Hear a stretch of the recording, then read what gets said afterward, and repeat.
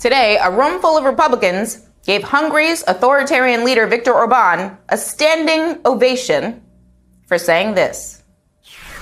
Family ties shall be based on marriage or the relationship between parents and children.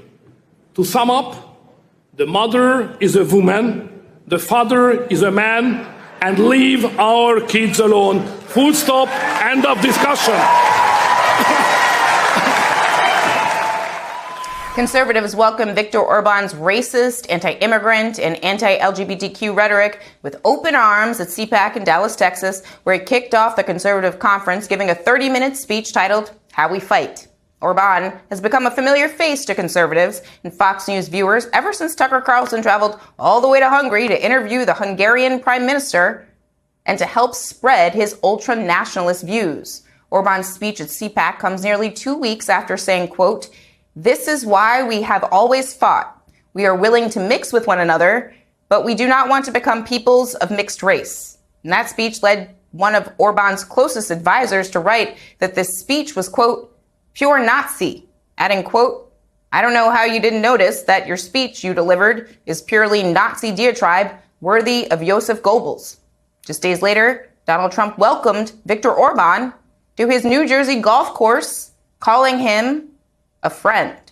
Joining us now is Peter Beinart, professor of journalism and political science at the City University of New York. He's also an MSNBC political analyst. So Peter, Ruth Ben-Ghiat, expert on strongmen, writes, quote, "Orban's embrace of ethno-nationalism, Hungary for the Hungarians, anti-Semitism anchored in his obsession with destroying his former friend George Soros, and defense of Christendom and white European heritage have made him a beacon of the far right and Budapest into a hub for a new generation of extremists. So have his, quote, pro-family and anti-LGBTQ plus policies. And back in 2018, he banned gender studies from higher education and in 2020 ended the legal recognition of transgender and intersex people. And today, Viktor Orban said this.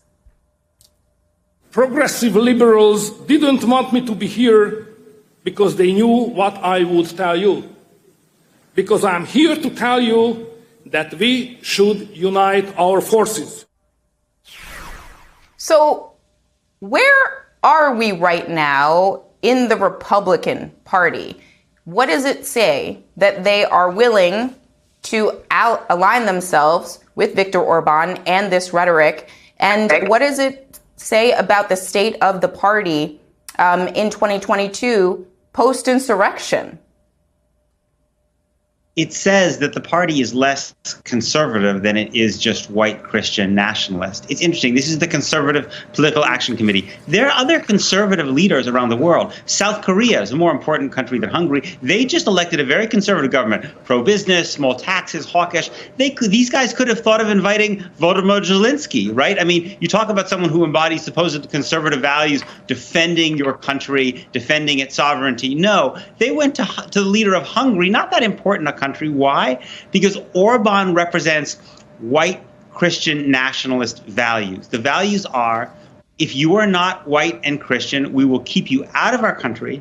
And if you do happen to be in our country, you will be legally subordinate, just as you will be if you're a woman or if you're LGBTQ. That is the vision that the CPAC and much of the Republican Party wants in the United States. One of the things I don't necessarily understand, Peter, is how the relationship is beneficial to Viktor Orban within his country. Like, why is he palling around with media figures on the conservative right? Does that boost his influence within his own country? Well, look, Orban is I think that Hungary is the 17th largest economy just in Europe. Right? Hungary is not a very powerful country. So I think what this gives Orban is the ability to feel like he's a global leader who's shaping things in the United States, the most powerful country in the world. And remember, there is not a free political system in Hungary now. He has done to the Hungarian political system what Donald Trump is trying to do to the American political system. So whether what he's doing is particularly popular in Hungary or not, he doesn't have to worry about it all that much because he's rigged the rules of the game, just like so many Republicans are trying to do here.